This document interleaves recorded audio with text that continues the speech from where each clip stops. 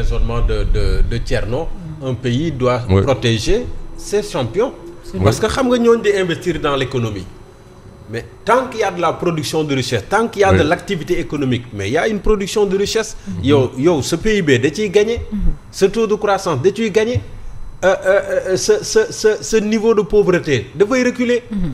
Mais malheureusement depuis quelques années, je ne dirais même pas sous le régime de Pastef seulement, mais Pastef moom dafa gën a pire.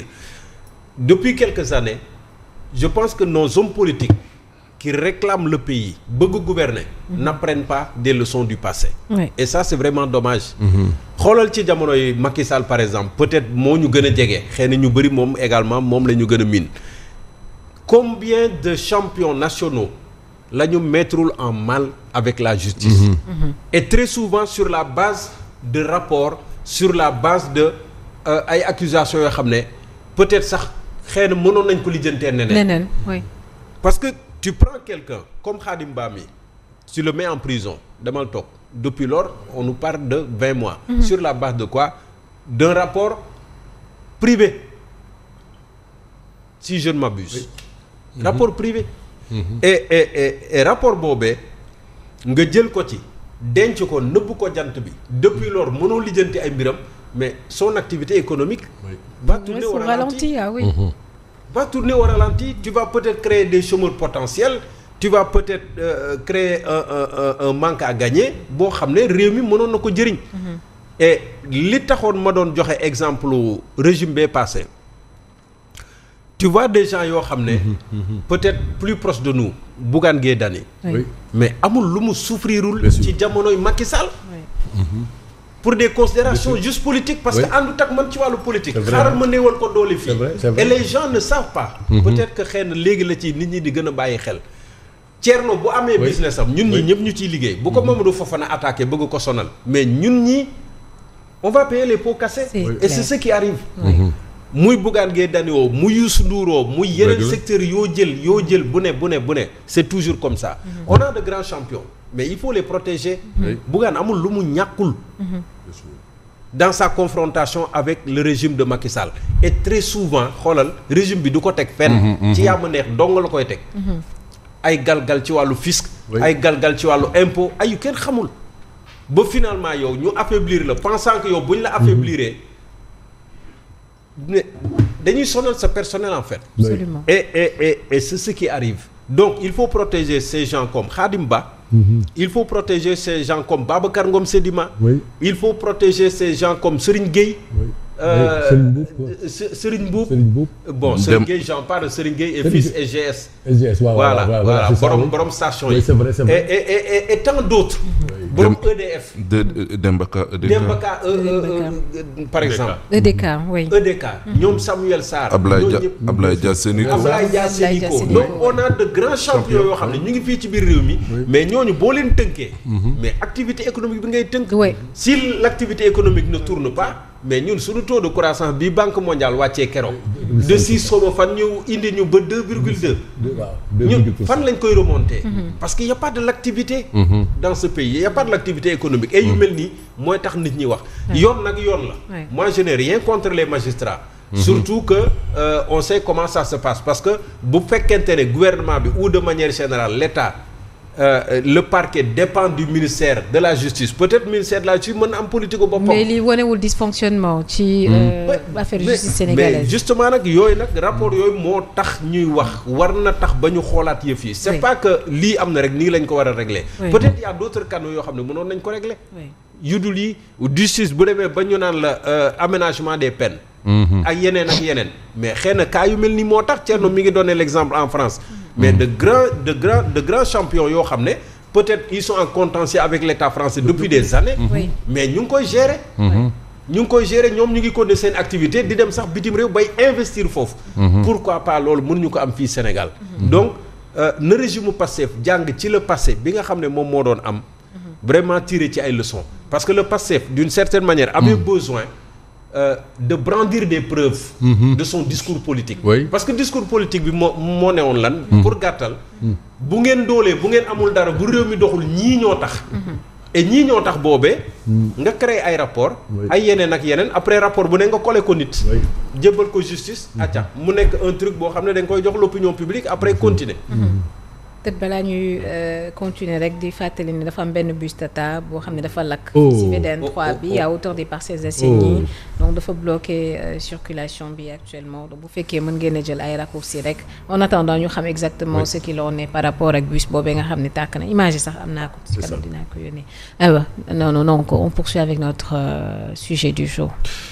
aw Yacine xam nga insécurité juridique jigul investissement te li ñu gis ci kaawu Khadim Ba ñu denc ko ci kaso bi 20 mois alors que am na ay rapport d'expertise yoo xamante ne bii setal nañu ko donc loolu du encourager investisseurs yi moo xam investisseurs nationaux yi moo xam investisseurs internationaux yi parce que investisseur dafa soxla réew moo xamante ne bi justice dañ koy rendre dans les délais mais également dañuy respecter lépp li nga xamante ne moom mooy présomption d'innocence ak yeneen léegi nag yii nii cas yi bu amee mais li muy jur moom mooy ne investisseurs yi dootuñu sawar dootuñu ñeme ñu am sax confiance waaw dootuñu ñeme dootuñu am confiance léegi nag bu ñu amulee confiance benn solution rek moom mooy am mooy ñu déporté wu dem ci yeneen réew te loolu également du arranger Sénégal sànq rek Simon mi ngi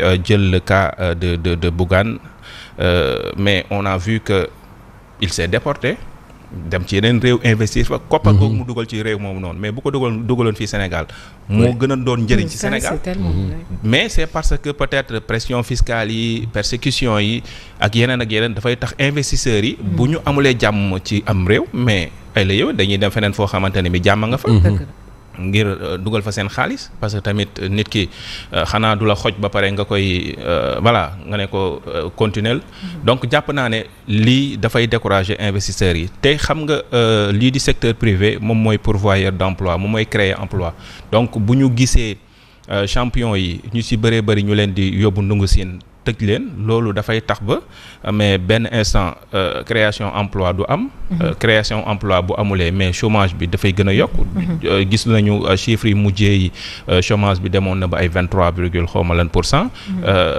Simon mu ngi koy fàttali léegi la Banque mondiale a revu en baisse suñuy projection de croissance de 6,7 à 2,2 loolu lan moo ko waral c'est parce que y a pas d'investissement parce que ñan ñooy investir mais mooy les suñuy capitaine d'industrie yeeg suñuy champion yi ñoom ñoo war a mën a investir parce que jamono ñi déjà que ña waroon jóge bitim réew war dugal ci xaalis ci réew mi ñu ngi mbiccoog mbaaloog ñoom ba léegi amaguñu financement boo xamante ne mi ngi jóge ci FMI ak yeneen léegi ñëw nekkoon ci réew mi fii war a investir ci biir réew mi également nga bunt xaral leen mais à la limite loolu moom moo feeñ ci taux d'investissement yi nga xamante ne moom la ñu gis ci suñu état bi def ko ci réew bu Sénégal donc jàpp naa ne loolu war nañ ci bàyyi xel mais également xam nga démb conseil des ministres ñu ngi wax dañuy xawma jëm ci benn loi pour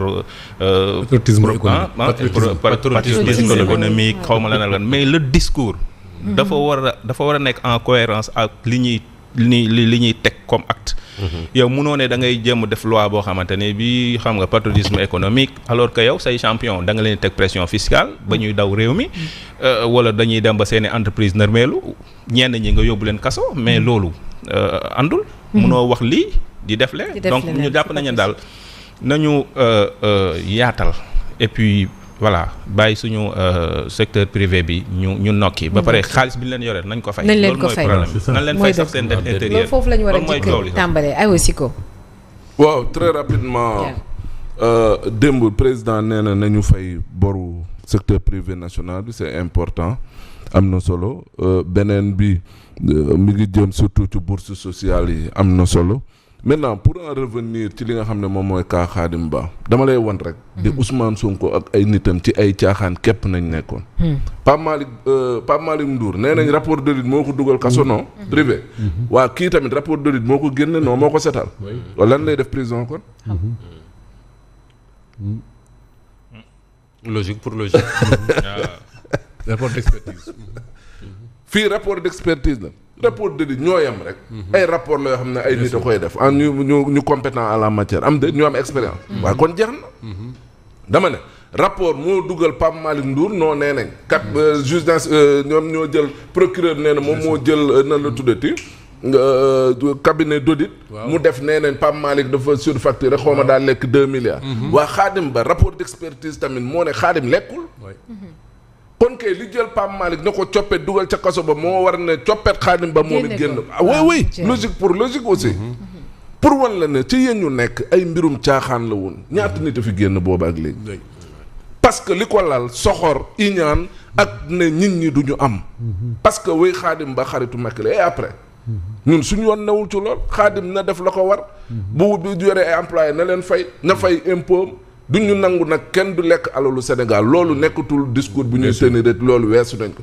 mais dama ne munoo taxaw fii tëj ab nit mais États-Unis Trump mi amul ay problème ngeen foog de finance ak impôt ak la justice américaine est-ce que loolu tere nañ ko mu doxee ay soxlaam est-ce que loolu tere nañ ko mu nekk président c'est pour te dire que ñun esprit yu ñuy doxee ak suñu politiciens yi règlement de compte régime bu ñëw ak say homme d'affaires bëgg a xañ ñii jàpp ñii dóor ñii nangu mais ba kañ mais nag moom ci mbirum Ousmane Sonko ak ay nitam ñoo fi def yoo xam ne yu kenn mënta comprendre Khadim Ba am na ay garantie de représentation lan nga koy téye problème mu xaalis la douane wax na contesté na ko mais en attendant ñuy régler problème bi waaye doo ko bàyyi mu dem liggéey même bu demee ba loolu am sax mooy mu mën a fay bor bi au moins l'entreprise existait au moins moom dina gën a mën a sukkaliku mais imaginez-vous ñëpp ay Khadim Ba ay Samuel Sarr et consorts mais ñooñu dañoo am ay partenaires à l'étranger tey ñooñu bu ñu gisee ne ñu ngi jàpp doomu réewum Sénégal indil leen ay jafe-jafe ci yoo xam ne teguwul ci dara ñooñu est-ce que dinañ fi ñëw beneen bi mooy le revers de la médaille xam nga moom mooy lan moom mooy ñoom Khadim Ba est-ce que ëllëg bu ñu demetee beneen dëkk si on veut bien sûr un secteur privé national compétitif loolu moom mooy suñu yéene ñuy dem ci yeneen dëkkaan yi di fa investir mais Khadim Ba bu demee ci beneen dëkk léegi di fa investir lu ñu koy wax